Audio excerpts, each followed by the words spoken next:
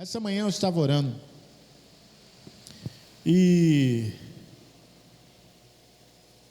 me lembrei de algo que Deus tinha me falado. Eu já falei aqui algumas vezes, mas esse texto me chamou a atenção mais uma vez hoje. E eu sinto de compartilhar isso antes da mensagem, porque eu creio que Deus quer falar algo com alguém. Amém? Quando o Senhor me chamou para o ministério, eu era muito jovem, muito novo de idade, muito novo também na igreja. Quando o Senhor me chamou, eu tinha apenas 3 anos de igreja, 3 anos de crente, e eu tinha apenas 18 anos de idade. E eu fui fazer o seminário, fiz o seminário, estudei, fiz tudo que tinha que fazer, terminei meu seminário, fiz outros cursos também na área de teologia também, enfim. Mas eu sempre encarei a Bíblia como um livro de descobertas. E eu estou constantemente descobrindo alguma coisa, porque tem uma revelação que vai além da letra. Uma coisa é você ter a letra ali escrita, qualquer pessoa pode ler, mas a revelação do Espírito, o Espírito Santo dá, e eu sei que muitas vezes o Espírito Santo não dá a revelação toda, porque nós não podemos suportar naquele momento. Mas já contei isso aqui cerca de mais ou menos uns 16, 17 anos atrás. Deus falou comigo num lugar que a gente foi, a história é longa, mas Deus falou comigo sobre o que está no mundo. Falou especificamente a respeito do Brasil, mas falou o que estava, e que falou que o que estava no mundo era o falso. E eu naquela época não entendi nada, realmente não entendi nada, porque eu não sabia a extensão do falso. Eu falei, mas como assim, Senhor, que é falso? Deus falou, eu vou te usar para falar a respeito daquele que é verdadeiro. E eu falei, meu Deus, mas tudo é falso? Como assim?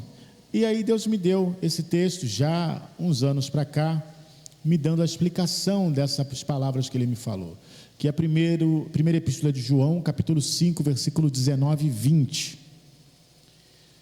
Na verdade eu li primeiro o 20, mas o 19 está dentro do assunto. Diz assim: estamos cientes de que somos de Deus e que o mundo inteiro jaz no maligno. Aleluia. Da mesma forma, temos pleno conhecimento de que o Filho de Deus é vindo e nos tem concedido o entendimento para reconhecermos o verdadeiro. E nós estamos vivendo naquele que é o verdadeiro, em seu Filho Jesus Cristo. Este é o verdadeiro Deus e a vida eterna. E ele conclui dizendo: filhinhos, acautelai-vos com os falsos deuses. Glória a Deus. Irmãos, essa é a realidade mundial. O mundo jaz no maligno. Eu gosto de João, quando João escreve, porque João é direto. João não faz rodeio, né? João diz, é isso aqui. E hoje, eu creio que essa posição de João seria uma posição muito complicada, porque João fala, é isso aqui, e tem muita gente que discorda de tudo hoje em dia, mas João diz, olha, o mundo inteiro jaz no maligno, quer dizer, o mundo inteiro está no maligno. Essa é a realidade. Ou seja, o maligno domina as várias camadas deste mundo. Não são as coisas de Deus por isso que você vê tanta resistência. A gente vê gente blasfemando contra Jesus, blasfemando contra Deus, blasfemando da igreja, blasfemando contra o Espírito Santo. A gente vê uma falta de reverência e uma falta de temor de Deus muito grande. É porque o mundo inteiro jaz no maligno, e o maligno vai causando cada vez mais isso nas pessoas. Mas dessa mesma forma que nós estamos cientes disso, de que nós somos de Deus, amém? Nós somos de Deus, nós vivemos nesse mundo, e é por isso, irmãos, que nós passamos tanta dificuldade, porque nós vivemos num mundo que jaz no maligno. Hoje, pela tarde, quarta-feira é sempre um dia mais complicado, quarta e domingo, os dias que tem culto. A gente tem que ficar orando, ficar vigiando, porque são dias complicados. E a gente está nesse processo, que os irmãos sabem aí, que nós estamos fazendo, e vamos anunciar ainda, calma. Ainda não vou anunciar agora não, mas vou anunciar. Que nós estamos trabalhando, e o inimigo se levanta muito. Hoje, geralmente as crianças passam lá no portão e apertam a campainha, isso é todo dia, né? Eles vão lá e plim, aperta e passa. A gente já sabe, nem atende, nem se incomoda com isso. Mas hoje, o diabo mandou um lá, que não era criança, e o camarada grudou o dedo na campainha assim e ficou, ó, plim. Eu desci, irmãos, eu desci. Glória a Deus que quando eu cheguei lá, ele já estava lá na esquina. Mas eu vi um galalau, um cara grande. Aí tinha umas meninas assim do lado, e falou assim, foi aquele moço lá, ó, que estava apertando. Mas eu sei que tudo isso é coisa do diabo para irritar a gente, né? É coisa do diabo para perturbar a gente, porque, irmãos, nós estamos pregando o Evangelho de Jesus Cristo. É isso aqui, esse é o resumo, ó. Da mesma forma, nós temos pleno conhecimento de que o Filho de Deus é vindo, e nós temos conhecido, temos entendimento reconhecido para reconhecer o que é verdadeiro. Deus tem te dado consciência e capacidade para reconhecer o que é verdadeiro. Mais do que nunca nesses dias nós vamos precisar de discernimento. Nós precisamos, tem muita gente falando em nome de Deus, mas que não tem nada de Deus. Tem muita gente pegando carona nas coisas de Deus, mas não tem nenhum compromisso com Deus, nunca conheceu Jesus, fala de Jesus, mas não conhece Jesus, usa Jesus, mas não conhece Jesus, e Deus está nos dando capacidade para reconhecer aquilo que é verdadeiro, e aquilo que é falso. Não embarcar em nenhuma dessas aí, porque tem gente, muita gente falando, mas olha, a Bíblia já fala isso, né, que diria, olha, o Cristo está ali, o Cristo está lá, e fala, fica no seu lugar, fica onde você está. Então, eu queria compartilhar isso nessa noite, porque Deus está falando, Deus está trazendo, e todos aqueles que falam a respeito do verdadeiro Deus, Jesus Cristo, que Jesus Cristo é o centro, todas as igrejas que Jesus Cristo é o centro, vão enfrentar dificuldades, porque a perseguição é do nome de Jesus, mas nós somos mais do que vencedores, amém? Glória a Deus. Então saibam disso, né? Vai chegar como Jesus fala, vai chegar um tempo em que todo aquele que matar vocês vai julgar, está fazendo um serviço para Deus. Não, eu estou fazendo o que é certo, estou eliminando essa raça de crentes da terra. Mas para quando isso acontecer, nós ficarmos certos que a nossa redenção está muito próxima. Aleluia, aleluia. Nós temos que falar disso, irmãos, porque tem gente dizendo aí, achando que crente, não, que vai ficar tudo maravilha, o mundo vai melhorar. Não, a Bíblia não fala isso, a Bíblia fala que o mundo vai piorar, não melhorar. Quem pensa que o mundo vai melhorar está se iludindo, o mundo vai piorar. Mas nós temos uma cidade que é feita não por mãos humanas e que nos aguarda, amém? Glória a Deus. Então vamos lá, hoje nós vamos falar sobre restauração na família, restauração na família. Vou tocar num assunto, não é um assunto delicado, não, para nós, para mim não importa. Eu estou falando aquilo que a Bíblia diz, é o que é a palavra de Deus. Quem não quer, não gostar, que não goste. A verdade é essa. A família que Deus estabeleceu é um pai, uma mãe, um irmão, uma irmã. Essa é a família, ok? Às vezes a nossa família fica quebrada porque alguém morre, isso acontece. Mas a família que nós conhecemos da Bíblia é isso.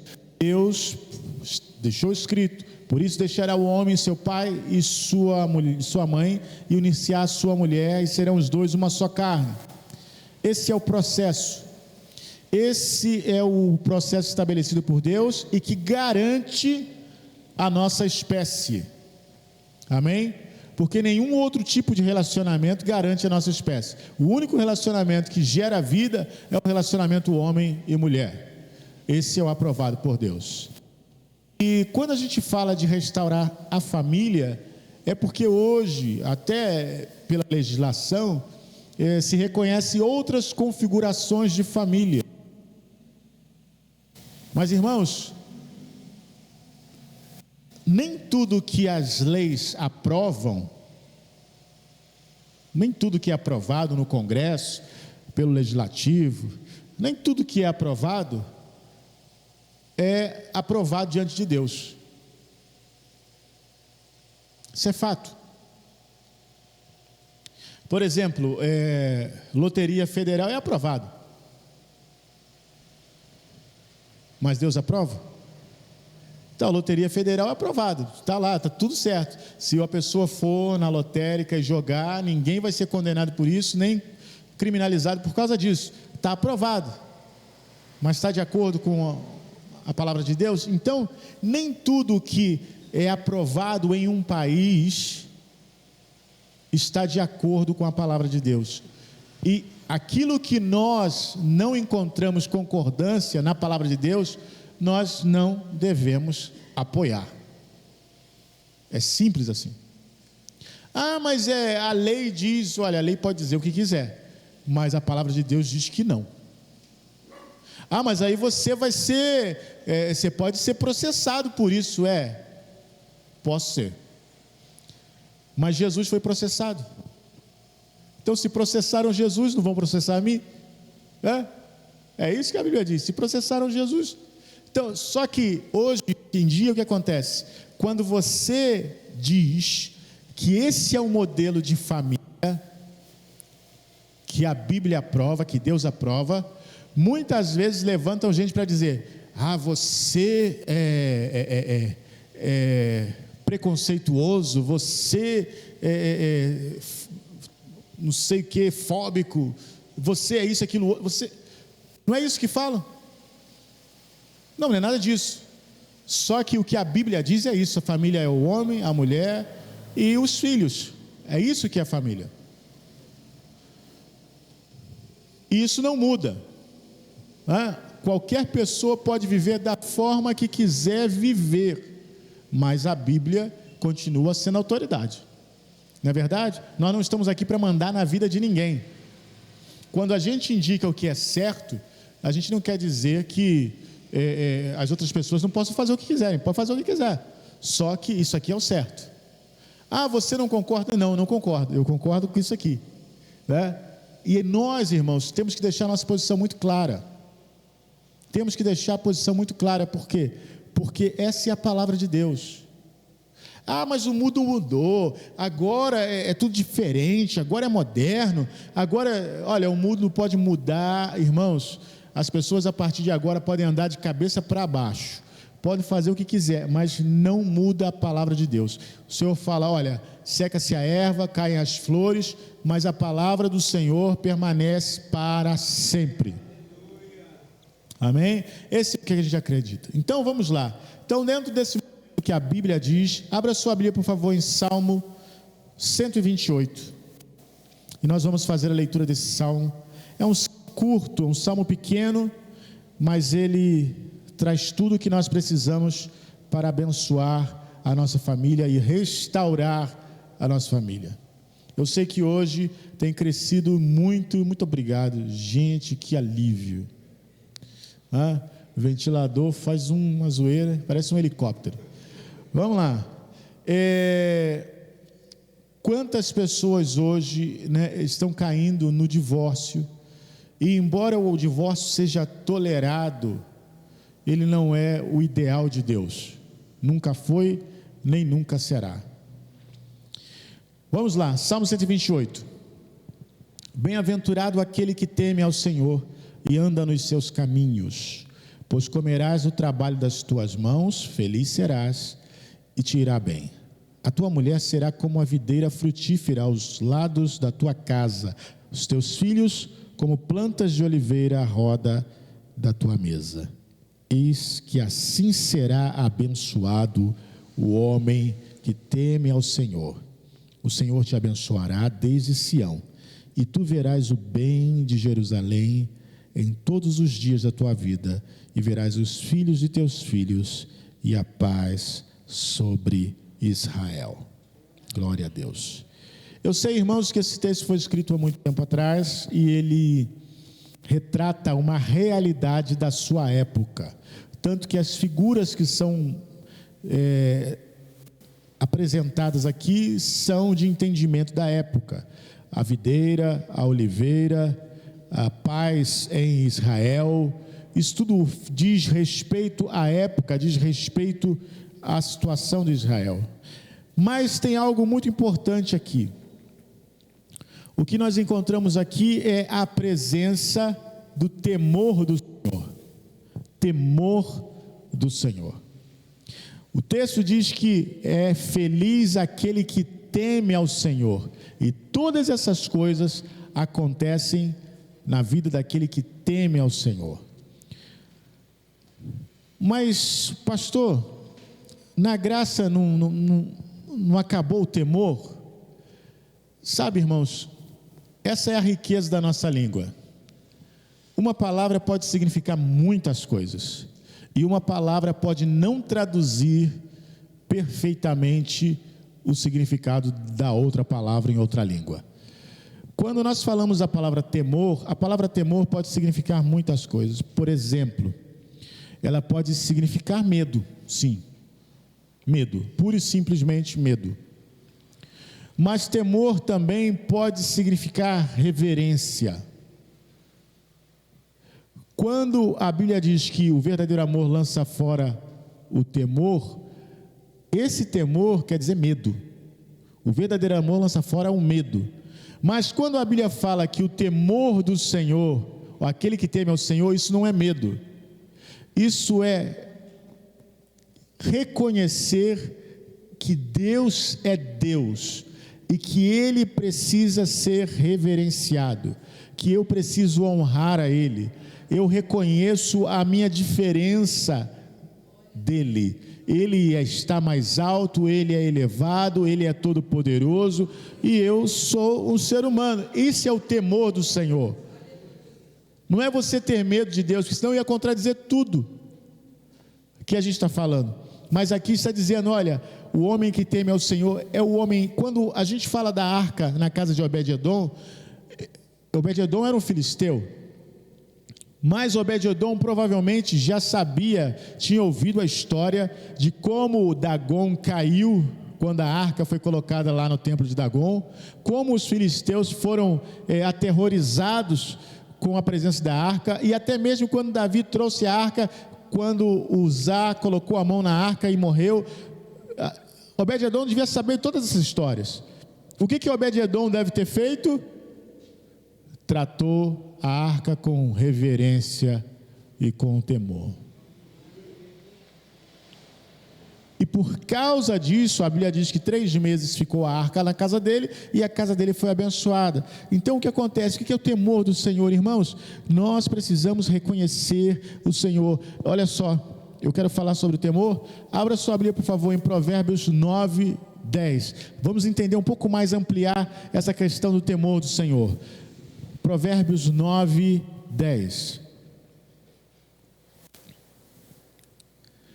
Nós vamos ver que o temor do Senhor está sempre relacionado ao conhecimento do Senhor. Olha aqui, o temor do Senhor é o princípio da sabedoria, e o conhecimento do santo, a prudência. nós vamos ver que o temor está sempre relacionado ao conhecimento. Normalmente a gente tem medo daquilo que é desconhecido, mas respeita aquilo que é conhecido. Você entende? Por exemplo, se você trabalha com o mar, se você é pescador, se você enfim, é surfista, seja lá o que for, que você está constantemente no mar, você tem medo do mar, mas você respeita o mar. Você sabe o limite do mar. Essa é a realidade. Mas se você é como eu, não sabe nadar, você tem medo do mar, porque você não sabe como é que funciona. Você não sabe. Então aquele que não conhece, ele tem medo. Agora aquele que conhece, respeita. Então quando a Bíblia diz que o temor do Senhor é o princípio da sabedoria e o conhecimento do santo da prudência, é justamente isso. Quanto mais eu conheço a Deus, mais eu entendo a sua graça, mais eu entendo a sua generosidade, mais eu entendo como Ele tem me abençoado, mais eu entendo a diferença que há entre Ele e eu, e mais cresce a minha adoração e a minha reverência. Esse é o temor do Senhor. Provérbios 1, 29.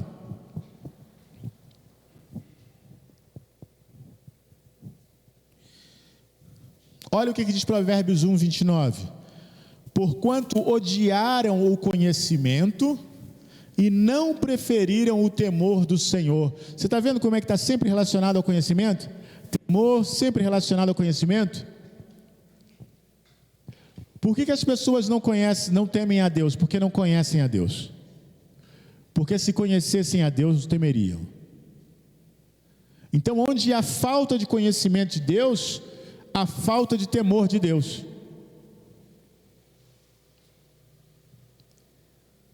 É por isso, o próprio Jesus fala assim: olha, eles fazem isso, ou eles vão fazer isso, porque eles não conheceram nem a mim, nem a meu Pai. Por isso que eles estão fazendo isso.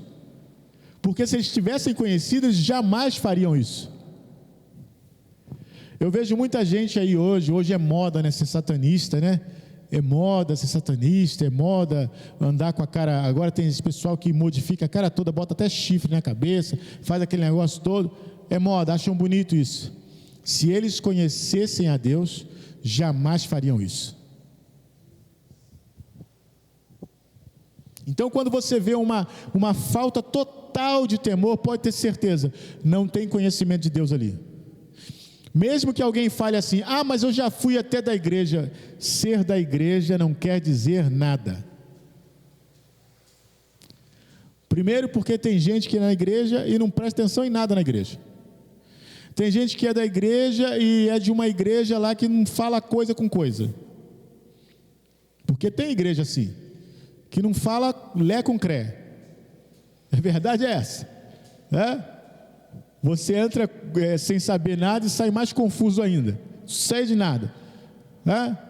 Então, ser da igreja não quer dizer nada. Ah, eu já fui de uma igreja, isso não quer dizer nada. Agora, conheceu a Deus, conheceu a Jesus? Se tivesse verdadeiramente conhecido, nunca colocaria chifre na cabeça, pintaria a cara toda de igual, nunca faria isso. Olha só, Provérbios 2, 5.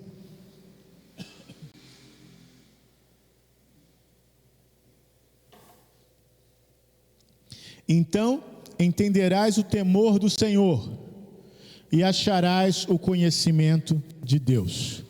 Está vendo? Para entender o temor do Senhor, vai achar o conhecimento. Está relacionado. Não tem como ter uma coisa e não ter outra. Então é por isso que o mundo não teme, porque ele não conhece. Quando o mundo se relaciona com Deus, o mundo se relaciona na base do medo. Já viu isso? Quando tem uma tragédia, ai meu Deus do céu, ai meu pai, olha, reza lá na tua igreja lá por mim. Não é assim? É na base do medo, mas não tem o temor. Passa a vida inteira no carnaval, não está nem aí. Quando a desgraça vem, vê se teu pastor pode vir aqui fazer uma oração. Na base do medo. Agora, quando se conhece o Senhor, o medo é tirado. Aleluia. Mas o Salmo 128 ainda fala de uma outra coisa. Fala que aquele que teme ao Senhor e anda nos seus caminhos. Anda nos seus caminhos. Olha só, Provérbios 10, 29. O que há de especial nos caminhos do Senhor? Vamos lá, Provérbios 10, 29. O caminho do Senhor é fortaleza para os retos, mas ruína para os que praticam a iniquidade. Os retos, leiam também retos como justos. Reto e justo é a mesma coisa.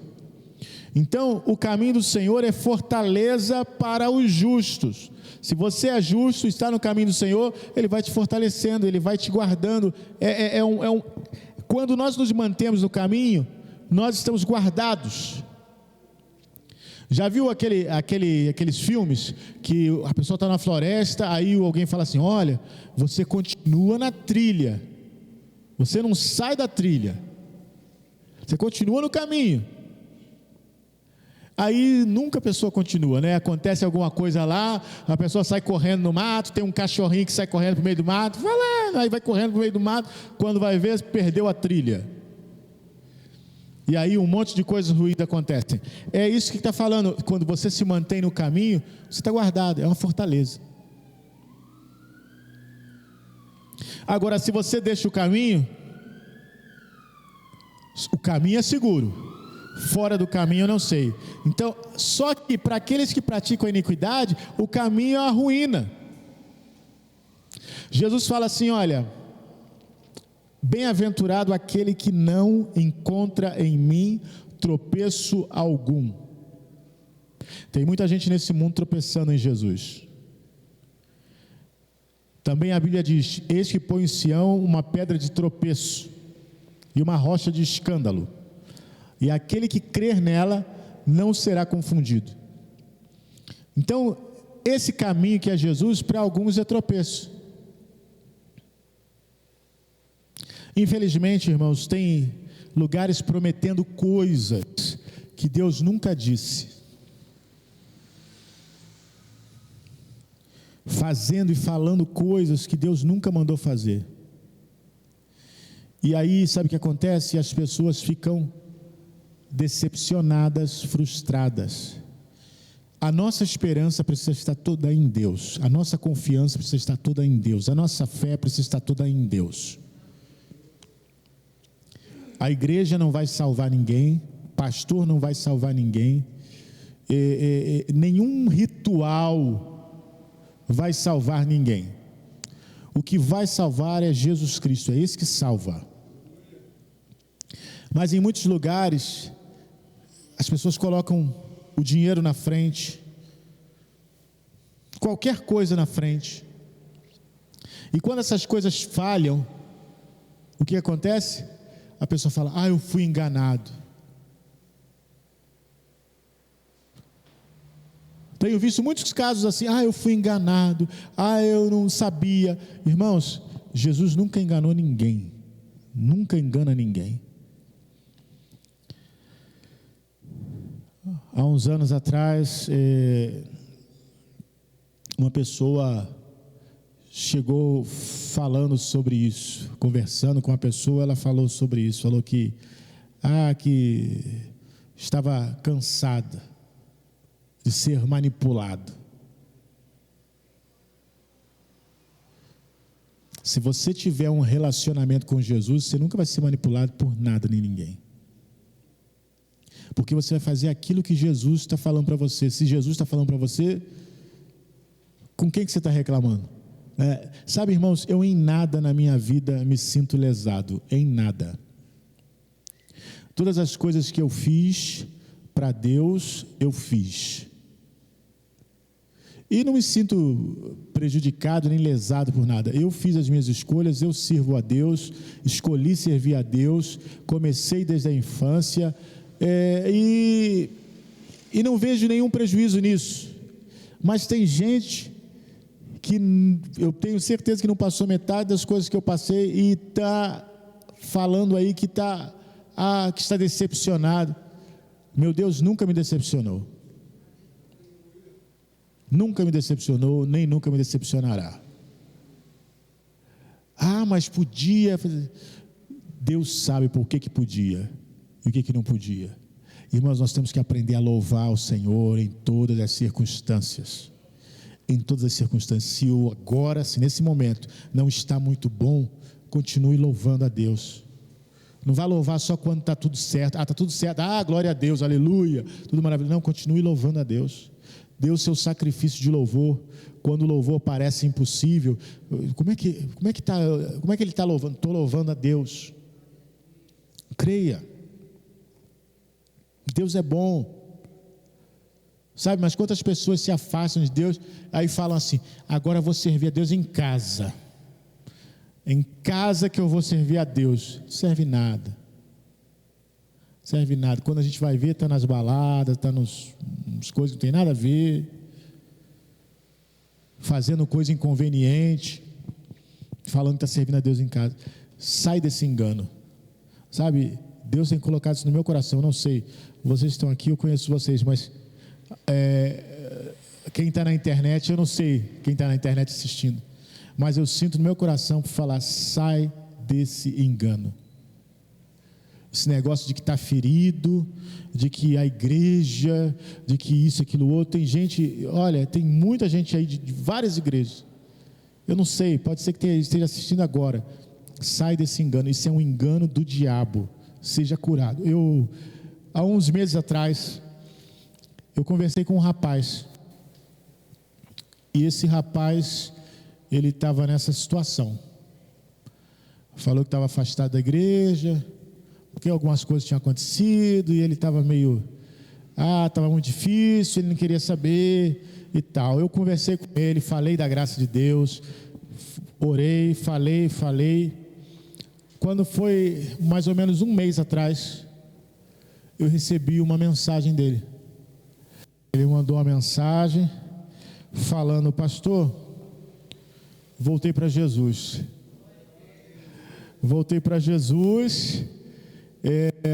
Obrigado por aquelas palavras que o senhor me falou, aquela conversa valeu, e eu estou feliz agora, estou na presença de Jesus. Falei: glória a Deus, glória a Deus. Eu fico feliz, irmão, sabe por quê? Foi não sei, pode ter sido mais através da internet, a gente não tem como prever, mas que eu sei já valeu. Porque tem muita gente presa em engano aí, achando que, eu fui ferido. Não, querido, Jesus foi ferido. Jesus foi ferido pelos nossos pecados. Nós não passamos nada, nós não sofremos nada. Qualquer coisa que a gente sofre é pouco diante do que Jesus... Irmãos, hoje eu estava ouvindo um áudio falando sobre o chicote que chicoteou as costas de Jesus. Era chamado de gato de 9 caudas. Era um chicote de couro que tinha nas suas pontas alguns ganchos de ferro que eles amarravam na ponta. E quando aquele soldado chicoteava Jesus, partes da carne de Jesus e sangue saíam. Mas não foi uma, não, foram 39. Até as suas costas ficar como uma ferida só, apareceu os seus ossos. Você já imaginou isso? E nesse áudio que eu ouvi era o testemunho de um rapaz que dizia que ele teve uma visão. ele via que quando o soldado batia em Jesus e puxava e vinha aqueles pedaços de carne e de sangue, aqueles pedaços de carne e sangue caía sobre as pessoas, e sobre as pessoas, quando eles caíam, as pessoas eram imediatamente curadas, paralíticos levantavam, cegos enxergavam, aleluia. Irmãos, esse é o corpo e o sangue do nosso Senhor Jesus Cristo, a ceia do Senhor. O corpo dele foi dilacerado para que nós fôssemos curados, aleluia. O que para ele foi um castigo, a Bíblia fala que pelas suas pisaduras é a ferida dele, nós fomos sarados, aleluia. Então, quando você olha isso, você não vai, não, volte para Jesus, saia desse engano, sabe, Deus quer a restauração da família. Eu não sei se de repente na internet está falando para alguma família que está partida aí, está em pedaços, ou está quase partindo. Deus quer restaurar. O caminho da restauração é voltar para Deus, é estar no temor do Senhor, é estar no caminho do Senhor, é estar debaixo desse sangue, dessa ministração. E eu quero, em nome de Jesus, ler um texto que é uma bênção, que eu quero proclamar sobre a sua família, e a gente vai cantar também. Essa bênção se encontra em Números 6, 23 e 27, aleluia. Números 6, 23 a 27, a bênção araônica, amém? Diz assim: fala a Arão e a seus filhos, dizendo: assim abençoareis os filhos de Israel, dizendo-lhes: o Senhor te abençoe e te guarde, o Senhor faça resplandecer o seu rosto sobre ti, e tenha misericórdia de ti, o Senhor sobre ti levante o seu rosto e te dê a paz. Assim porão o meu nome sobre os filhos de Israel, e eu os abençoarei. Entenda, Deus deu essa ordem a Arão, para que Arão usasse essa bênção sobre o povo. Arão fizesse essa bênção sobre o povo. Olha, você vai abençoar os filhos de Israel assim, dizendo dessa forma: o Senhor te abençoe e te guarde, o Senhor faça resplandecer o seu rosto sobre ti, e tenha misericórdia de ti, sobre ti levante o teu rosto e te dê a paz. Assim, dessa forma, você vai colocar o meu nome sobre os teus filhos, sobre os filhos de Israel. Eu vou abençoar, querido, em nome de Jesus, na sua casa, faça isso. Faça isso sobre seus filhos, faça isso sobre a sua esposa, sobre o seu marido, faça isso sobre as suas plantas, faça isso sobre os seus animais, faça isso sobre tudo a sua casa. O Senhor te abençoe e te guarde, o Senhor faça resplandecer o seu rosto sobre ti e tenha misericórdia de ti, o Senhor sobre ti levante o seu rosto e te dê a paz. Fazendo assim, você vai estar colocando o nome do Senhor sobre a sua casa, o nome do Senhor sobre as suas coisas, o nome do Senhor sobre a sua família. Aleluia, glória a Deus, aleluia, glória a Deus.